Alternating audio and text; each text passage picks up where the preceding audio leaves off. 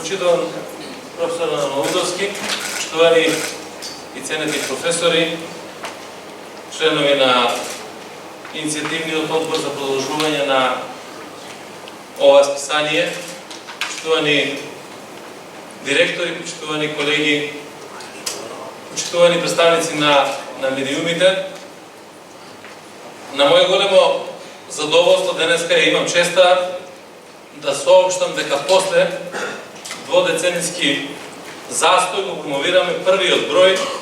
на возобновеното научно-стручно списание Безбедност,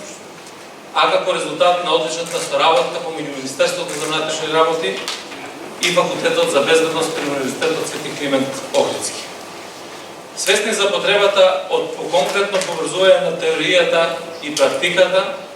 во сфера исклучителна по важност како што е безбедноста после неколку месечни подготовки,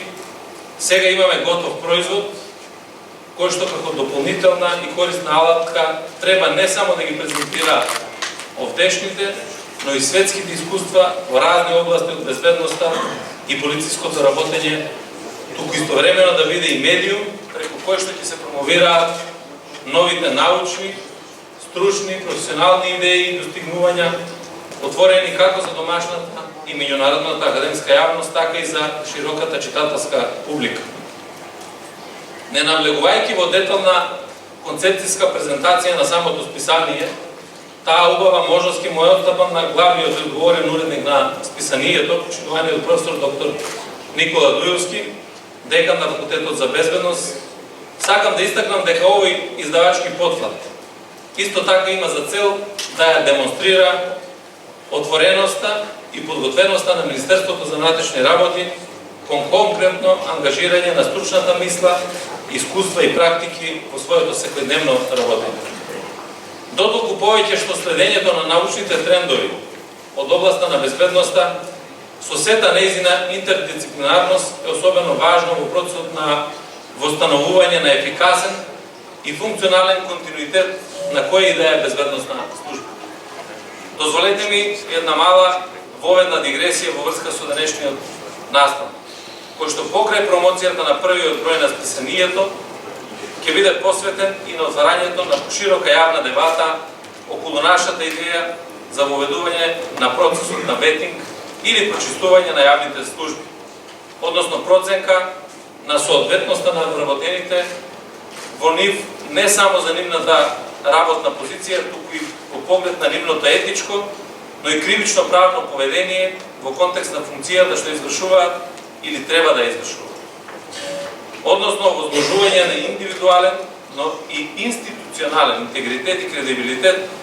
елиминирајќи ги можностите од разни облици на незаконско делување, вклучително и коруптивно. Но за тоа пошироко ќе се осврнеме подоцна. На крајот сакам да се заблагодарам на сите научни и стручни соработници, колеги и професионалци кои што ја направија реалност идејата за повторно активирање на списанието Безбедност, со надеж дека заедно и упорно ќе направиме препознатлив и квалитетен производ со кој што сите ќе се гордееме. Посебно благодарам на меѓународниот уредувачки одбор на ова списание за идејата, за трудот, за ангажманот, посветеноста која што имавме за да излезе овој број или продолжение на овој број.